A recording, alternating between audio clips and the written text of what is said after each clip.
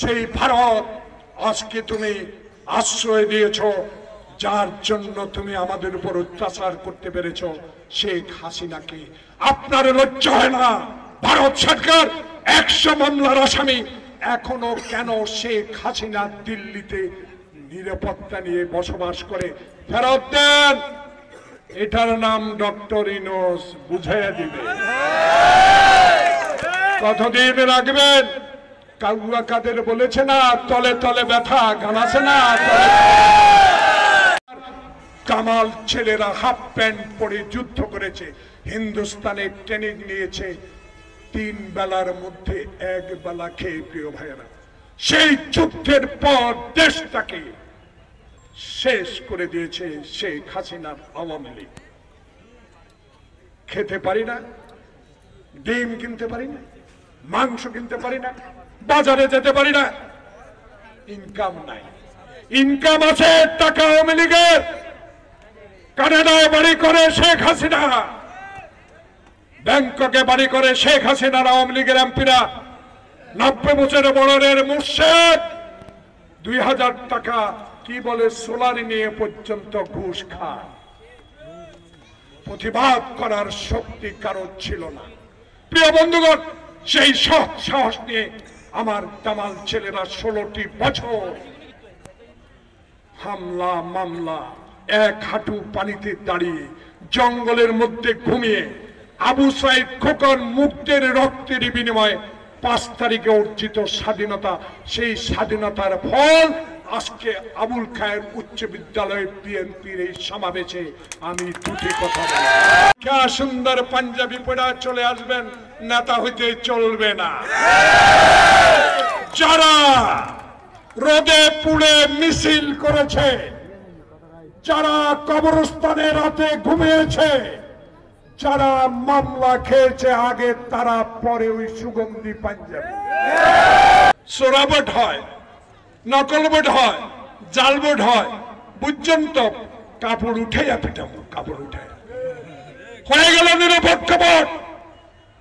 খালেদা জিয়া বিশ্বের ইতিহাসে সৃষ্টি করলেন বাংলাদেশের প্রথম মহিলা প্রধানমন্ত্রী। সেই ভোটেই আমার নেতা তারেক রহমান ইনশাআল্লাহ বাংলাদেশের প্রধানমন্ত্রী হবে।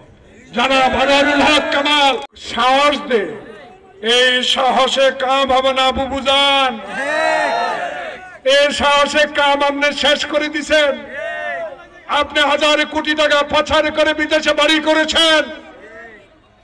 28 সালের মানুষ ট্যাক্স দিয়েছে, সে ট্যাক্সের টাকা আপনি লুট করেছেন। তাই আপনার ক্ষমা আল্লাহ ছাড়া কেউই করতে পারে। আসতে হবে বাংলাদেশে। বলেছেন ডক্টর ইউনূসকে টুস করে পদ্মা নদীতে হালাই দিন। কয়েক খালেদা জিয়ার গাড়ি কোনোদিন পদ্মা সেতুর উপর উঠতে নাই, তোর বাপের টাকা এইটা।